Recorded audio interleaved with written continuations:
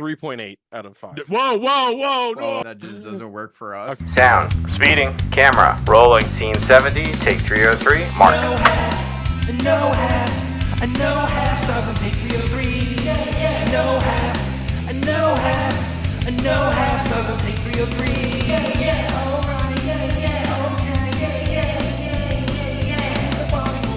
Alright, no half stars on take 303. Welcome to Take 303, powered by 4-Way Media, the podcast with the guy who knows a lot about film. And his friend. I'm Nick Molinari. I'm JP Brooks. We're talking everything film and television, and today we are talking about Kingdom of the Planet of the Apes. We have a very special guest with us this week. Just a guest. He's been on the show with us before, multiple times actually. You mentioned him at least once an episode. Our friend Eddie. Guys, help me. They put me in the basement. I can't get out. Yeah, just talk a little lower. Try to get to that audio whisper so Nick has to fuck with you. Just so I can boost that right in post. Guys, please. I need help. In cinematic news. Cinematic news. Of all the biopics that are biopping right now, we have a Sylvester Stallone biopic. Wait. The making of Rocky and all that good stuff at the very beginning of his We're career. going to talk about Dread. Yeah, with Rob Schneider. Never forget. What else are they doing? Jake Gyllenhaal is set to return in Roadhouse 2. Is he really? Oh, no. Just keep whispering on the podcast that I'm sure the microphone's doing a great job. Just in general, it's kind of like a radio show. Are you happy about Roadhouse 2 coming out? No. Okay. Is Conor McGregor going to be in it? Did he die at the end of that movie? I'm not sure what happened. I don't remember. Megalopolis, Coppola's new movie. That guy's only known for one thing. Please stop talking to me like anybody knows any of the other movies he made. He's made 2 others. Talking about Tangled in Paris? I'm talking about Godfather 2 and 3. But probably Apocalypse Now and The Conversation are big ones, but his new one debuts at 46% on Rotten Tomatoes. Who would have thought? Who would have thought? The guy who only made Godfather good? That's it. Cillian Murphy is set to return in 28 years later. Looking forward to that. Actually, something to look forward to. I think it's the return of, isn't it Danny Boyle and the screenwriter, right? They're both returning? Yeah, I don't think Danny Boyle's returning. I forget who's the new director. But the screenwriter is really good. That's Alex Garland. He's the one who made it. He's the one who wrote it, the first one. Yeah, he did Ex Machina, Annihilation. Annihilation's a great movie. Love that movie. He also just did Civil War. Mm-hmm. Nice. William H. Macy. Yeah. Mm-hmm. The man, the myth, the legend. He has some choice words. He said that he has lost work in the past, believing that gratuitous violence is like pornography. Ironic. What? So I'll read that back to you. No. He thinks that violence. Yes, gratuitous violence. Yeah, very over-the-top violence is akin to pornography. I don't think he means it's the exact same thing, but he means like damaging it. Yeah. He's like it's overboard. It's like there's like a gentle kiss in a movie, and then there's like graphic sex. Gotcha. And he thinks gratuitous violence is just unnecessary to tell a story. Not if the story's about violence. Then you need it. Wasn't one of his best films had a very violent scene? He also starred in Boogie Nights, which is a movie about pornography. I forgot about that. Where spoiler alert, he kills himself. Interesting. All right. Everybody has a vision. Everybody has a dream. Something that needs to be captured on the big screen. We at 4-Way Media love taking your passion projects and bringing them to life on the big screen. Whether you're a small business, a passionate artist, or a small business owner, with expert videography and photography, we're going to take what you love to do, what you love to make, and transform it into a cinematic experience. 4-Way Media. Today we are talking about Wes Ball's Kingdom of the Planet of the Apes. Balls. I did that just for you. Thank you. Children. That's what we got. Yeah, That's what we got here. Children. High art, baby. Yeah. It stars Owen Teague, Freya Allen, Kevin Durant, Peter Macon, and William H. Macy. Kingdom of the Planet of the Apes takes some time after apes have already taken control of the world and are now the dominant species, and humans are no longer the dominant species. We follow Noah, who lives in time after the first ape, Caesar, took over the planet and allowed apes to rise to power. He lives in a community of apes who are bird breeders. They take care of birds. I don't know. And his whole village gets wiped out. He survives and he tries to rescue them, whoever remains. And on his journey, he meets people and apes that change his perspective on the world he was taught to know. And that is Kingdom of the Apes. And just a little lore dump before we start. There are 10 movies that lead up to this. I say this because Pete Fiorentino, he saw this a couple weeks ago when it just came out. And he goes, I've never seen any of the Planet of the Apes movies. Yeah. And I go, buddy, you saw the 10th one. Did he still follow along for the most part? He did, because even as you introduce the movie, you really don't need to know what happened in the first ones. And they reference a little bit. They say that, a virus took over the world and changed basically the power dynamic between apes and humans, and we can kind of fill in the blanks there. There were and the major character Caesar is always talked about as this great leader. There's 5 movies from the 70s, with Charlton Heston was in the first one, and then they had the Tim Burton one with Mark Wahlberg. Then they rebooted the franchise all over again with James Franco in 2011. I think that sounds about right. Yeah. I have it actually. On Is that Dawn? That's Rise. Rise. So there was Rise, Rise. there was Dawn, there was War, and now this is Kingdom. Rise came out August 5, 2011. Yeah, and they all have long titles. So even like the original series, they had Battle for the Planet of the Apes, Conquest for the Planet of the Apes. What were our first initial thoughts of this movie today? It was long. Yeah, it felt like a chore in a lot of ways. The first 3, I'm not a fan of sequels, but I thought the first 3 were really, really amazing movies. Like, they were very entertaining. They had a really good scope. The cinematography was amazing. The special effects are amazing. They carry through to this movie, but I feel like what was lost here was definitely a story. When you say compared to the 3 that have come out in our lifetime. Yeah. Okay. Yeah, that's anytime I'm going to be referencing the older movies, I'm referencing the Franco ones. And Yeah, at this point moving forward, we're not talking about That's any it. Charlton Heston or Tim Burton. I think this movie, I'm with Eddie on this. It was long, and I was like, oh, it wasn't that long. It's because I was daydreaming in a lot of it. I wasn't paying attention. I think this is a perfect example of a summer blockbuster that's not changing the game in any way. That's not doing anything new or interesting. What makes it interesting is that apes are the main star and focus, so it's a story that you've seen humans do plenty of times, but it's from an ape's perspective, and I think what makes it somewhat interesting, what keeps your attention, if any, is the fact that they do change. Some of the interactions do change because they are primates at the end of the day. They are apes. So besides that, though, you've seen the story a million times. This is the longest movie in all 4 movies, unfortunately, and I think that's what kills it. Rise was 105 minutes. Dawn was 130 minutes, and War, which was long, was 5 minutes less. For the viewers at home, Eddie has been our official clocker when it comes to movies. Ever since Buddy Me On, Choti Me On, he knows runtimes. Yeah, I think one of the greatest parts of the Planet of the Apes movie is the runtime. It's so sweet, concise, straight to the point.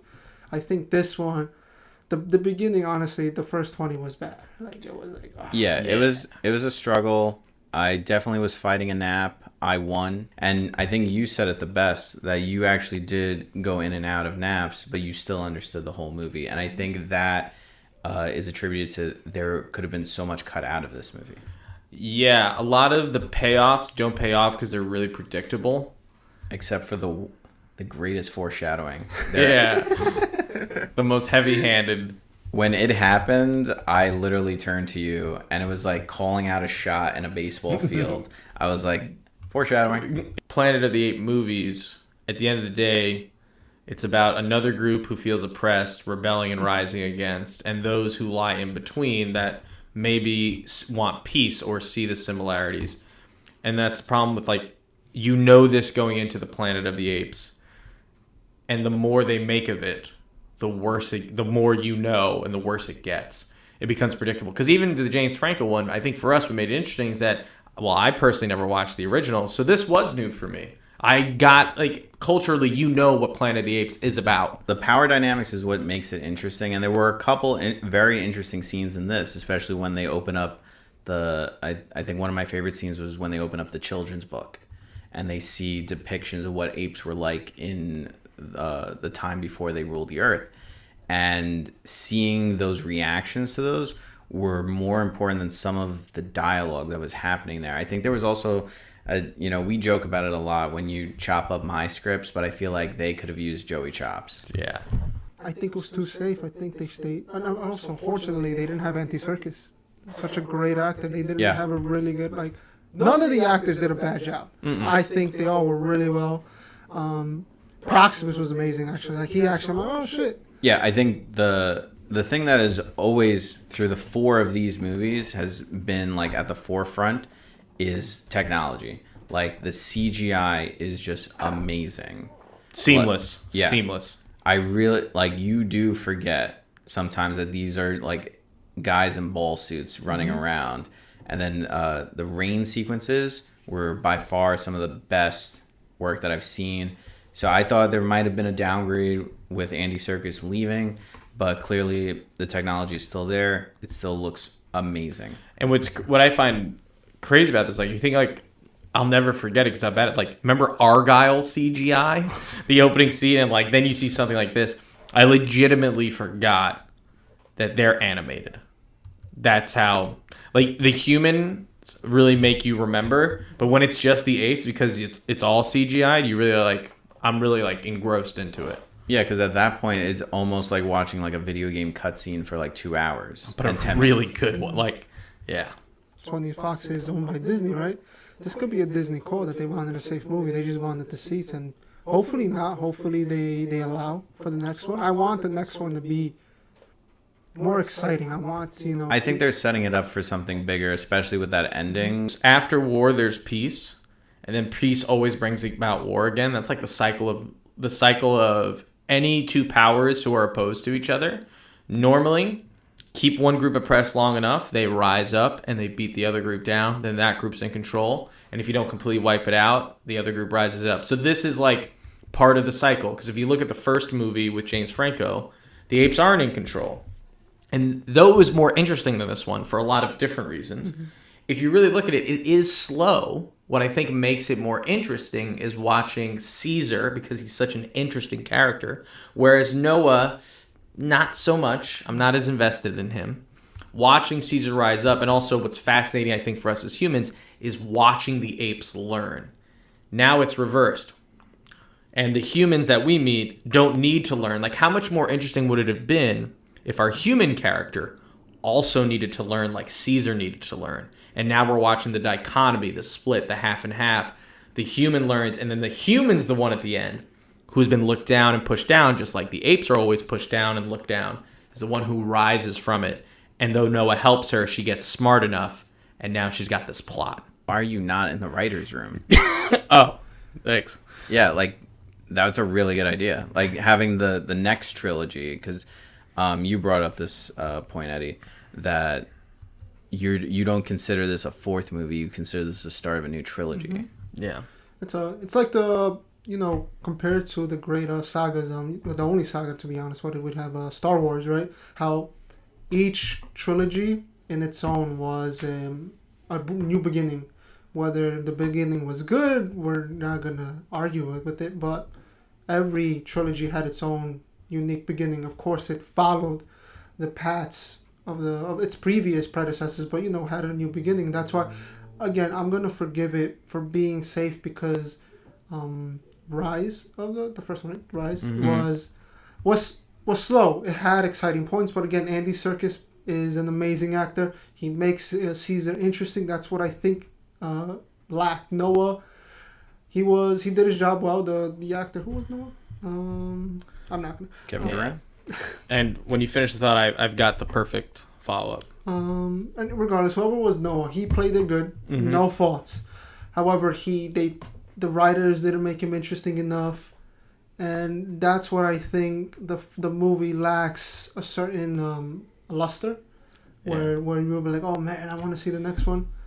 Hopefully they I don't know where they're gonna go with this, but hopefully they make it better. Yeah, because the payoff in Rise, the payoffs you don't get him here. Because this is my rewrite. Here you go. Here's how you do it. Here we go. Everything I just said earlier about like having the girl be dumb. What if Noah's family whole gets captured? Raka also gets captured. They all meet while imprisoned. And now you have this little bit of rise, like the apes are rising at the apes, but Caesar says don't kill, yada yada. They use the human girls who were also captured. She starts to learn. They go inside the bunker. They're not supposed to, right? They figure it out. She helps them get out. But she's a human. And the apes are the ones who have dominated her. So even though they're friends with Noah, Raka makes it to the end of the movie. She has the gun. And she just pops him at the end. Raka, who's been the, like, you can trust humans, you can trust humans. And Noah, who's been faced with, you can't trust humans, you can't trust the echoes, I've known them my whole life, you don't trust them. He finally trusts them, they break out, and then kills his best friend. Set up for the next movie. We good. I also wouldn't mind. Damn. They could also, if not, they should have done that, or maybe to play on the original movies where the astronauts come down. They could have like start over a whole new one, like, oh, what's going on? You know, we already, and we would have been the only people knowing, like the viewer knows that, oh, that planet is dead. But now you have these astronauts not knowing what's going on, because that's what made the original so good. That's why that scene at the end is a legendary scene. Goes down as one of the top 100 scenes of all time. It's the knowledge beforehand. And Shit. Do you need to just swap cameras? We don't have another camera. Oh, that's unfortunate.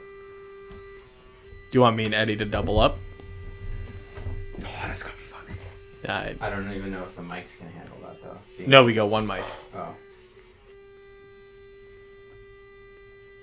I think What happens if you turn it on and turn it off? Or I just go on faceless. It is what it is. Like what are we? We're just. Yeah. We can't kill your camera. No, I don't think it's gonna kill it. It just likes making noises. Yeah. We'll just wrap it up then. Yeah, let's wrap it up. That is what it is at this point. It's not a. You think it was a good movie? No.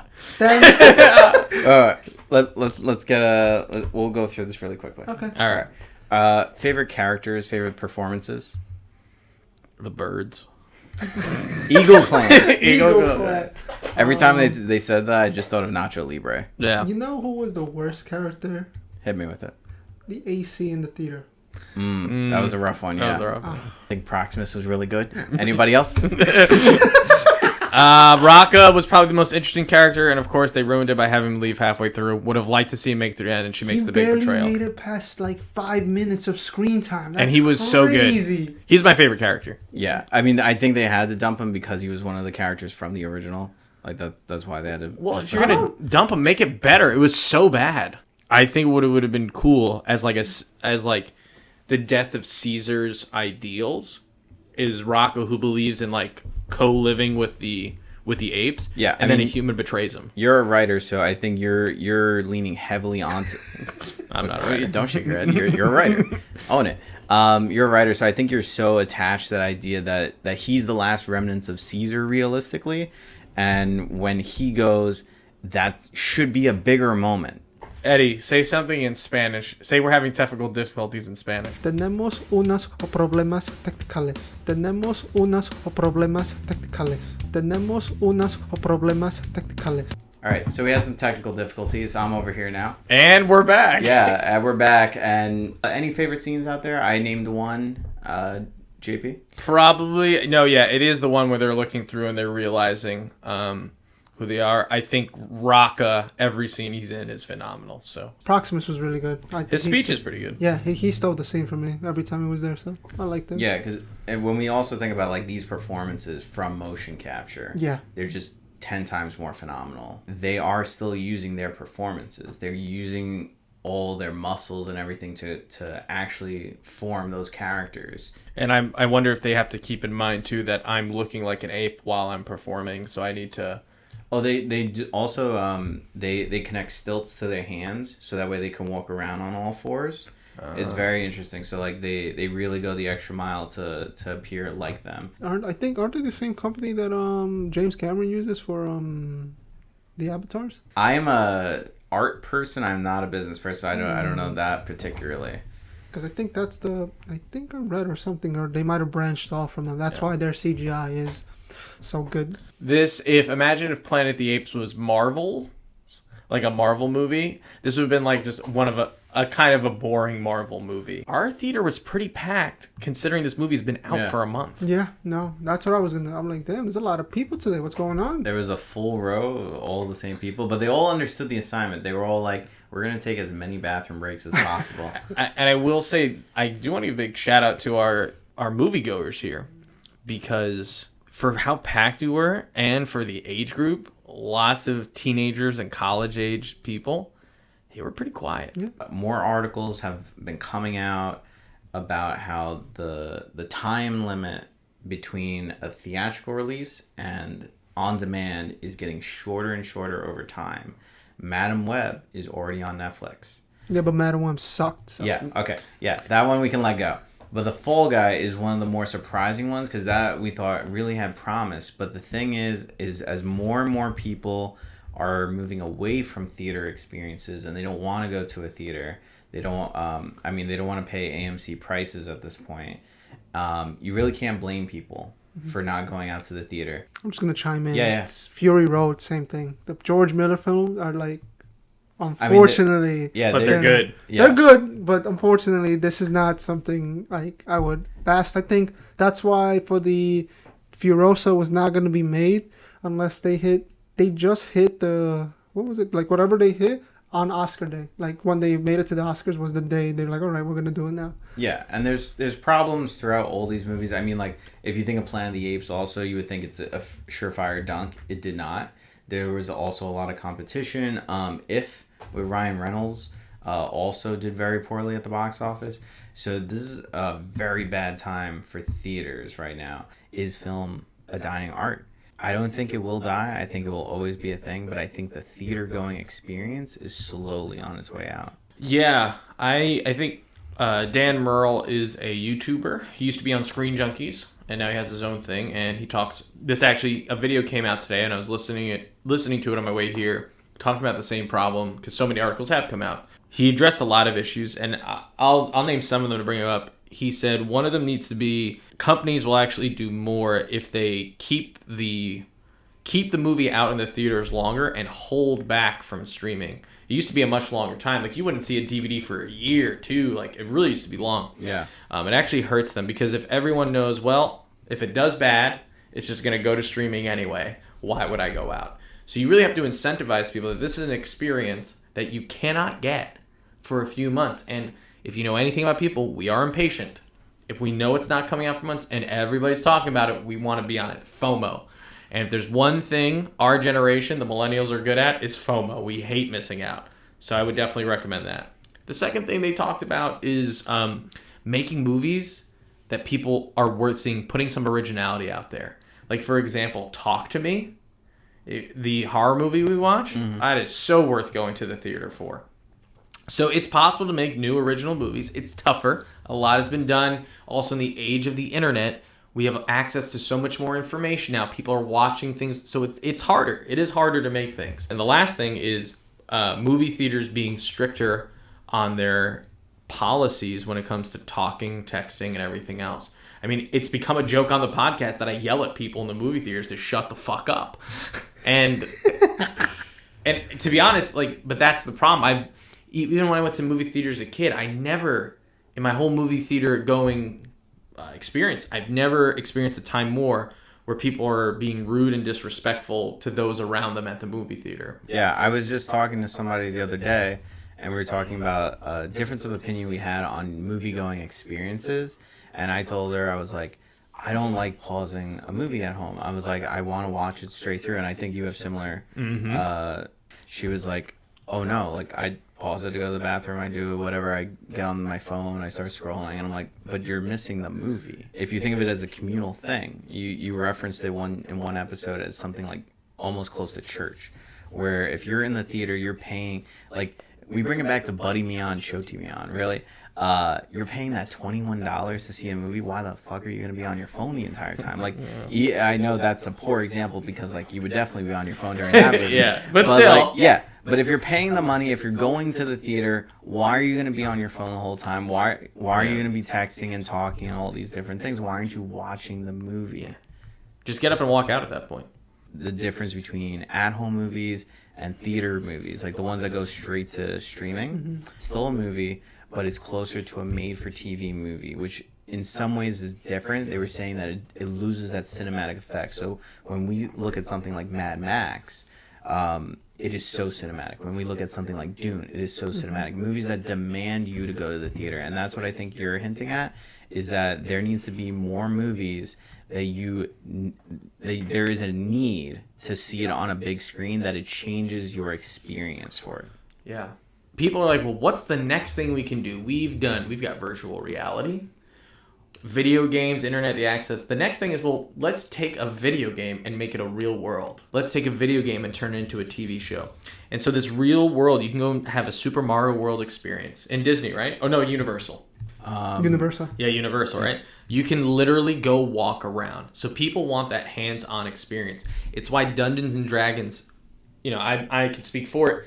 Yeah, it's blowing up right now. It's blown up. It's still consistent, and there's a reason why people want to get in person to play a game.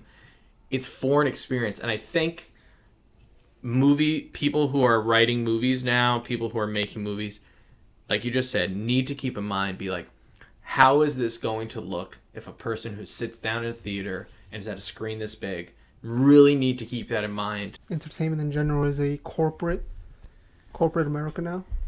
Include music, include everything, or entertainment in general. I think you look at movies, right? Look at the top 10. It got beaten out by, I'm not gonna include Dune because Dune is an amazing movie, but you got Godzilla, Kung Fu Panda 4, Kingdom, and Ghostbusters and Bob Marley. Of all those reviews I've read, they're all same reviews. It's okay. You'll watch it, you'll enjoy it. But other than Dune, when Dune was a cinematic masterpiece, it's all safe. And that's a problem. You go for entertainment. Look at the TV shows. Look at Fox 5. You look at NBC, ABC. They all have their 911s, their EMS shows. Then you look at the reality TV. You look at the home. What was it? TLC with all those home shows. Like, it's a very corporate America isn't gonna pay for something that they don't know. They can't predict. The American Fiction guy last year, he said that really amazing speech about take some risks on a bunch of $1 million movies. You get 20 movies out of that instead of something like I think $200 million budgets. You can make 200 million movies. Formula One movie with Brad Pitt. Yeah, I saw the trailer. That already hit over like 100 mil or 200 mil because of like rewrites and all that. And again, that's what corporate America is trying to push out. We got a little bit off track. I actually enjoyed this conversation about movies probably more than... There were more stakes at hand. Yeah, but I just... The last thing, and I know I yap forever, but in order to make money, I know you have to spend money. But maybe if Hollywood, you begin to realize that it does not matter how much money you throw at something.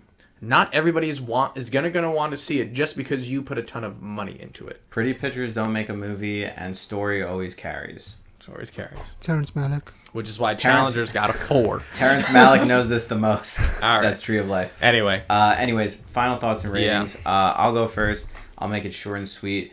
Something that the movie makers of this movie could have done. I'm looking at you, Wes Ball. Kingdom of the Planet of the Apes, just like its title, it's a little bit too long. I think a lot of tweaks could have been made in the writing where there were so many throwaway lines, there were so many throwaway scenes. It was really just padded. It was a safe choice. It was an easy choice. It's setting up a larger set of movies, probably 1 or 2 more of these. Who knows who's going to see it? Who knows if theaters are going to be open at that point? We really don't know. But what I do know is this movie does not stand up to the same height as the other three that have preceded it. I know Eddie considers these two separate trilogies. I consider it the fourth movie in this series. And if I'm going off of that, I think Rise is a perfect 5. I think Dawn was a perfect 5. I think War was a perfect 5. I do not think this is a perfect 5. This is easily a 3 out of 5. It is a mid movie. It is an okay movie. There's nothing special going on here. There's nothing great going on here, but there's nothing absolutely horrible going on here. And the special effects are just absolutely amazing. So I started out with gonna give this movie like a 4. Then I lowered it because it was a safe movie, so it's a 3. Then I'm gonna lower it again because of the 15-minute trailers we got. So it's gonna be I can't give a 2.5, right? No, fuck you in the half stars. It's gonna be. Sorry, Don't these people watch the show? Yeah, like I'm gonna give it, unfortunately, a 2. It's like Force Awakens, man. I don't like things that like try to be safe, be like, oh yeah, come for the next one. No. If you're gonna do that, be brave, be bolder. Clearly, this is a movie that's meant to have a follow-up.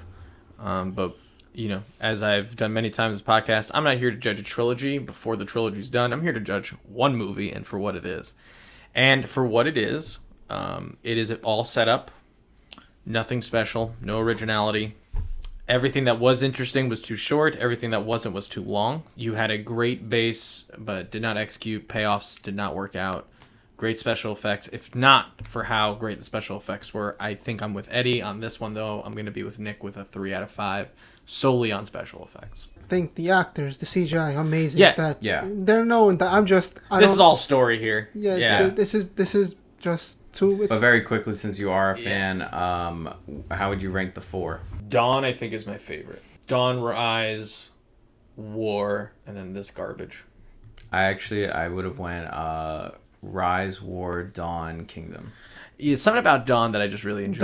Dawn. My brother loves the series. He loves Dawn too. Then it's War, then it's Rise. This has been another episode of Take 303. Thanks so much for watching. Want to thank Eddie for being on with us this time around. Appreciate you. You're always talked about. It's nice to have you here. Could you please feed me tonight, please? All right, Nick, checking the budget. I'm not sure we have a food budget for these podcast I episodes. think we blew it on Remember Life. We blew it all on Remember Life. That being said, if you want to know what's going on, check us out at Take.303 on Instagram or 4way_media to see what we're up to, including behind the scenes production of Remember Life, the next thing coming out for 4way media from us.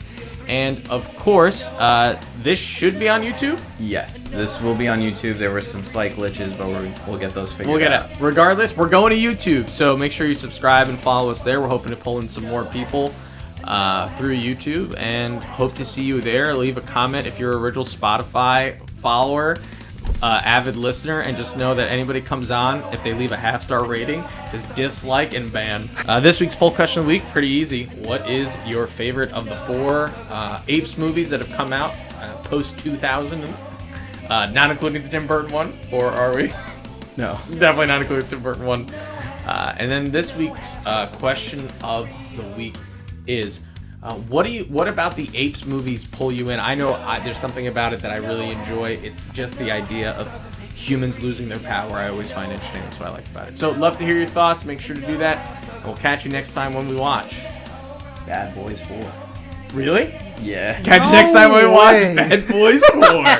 Are we really gonna watch that? Yeah. Do you want to see it? I don't care. Yeah, that comes out next week. All right, Bad Boys 4. See you there. No Bad Boys, way. Bad Boys. What you gonna do? What you gonna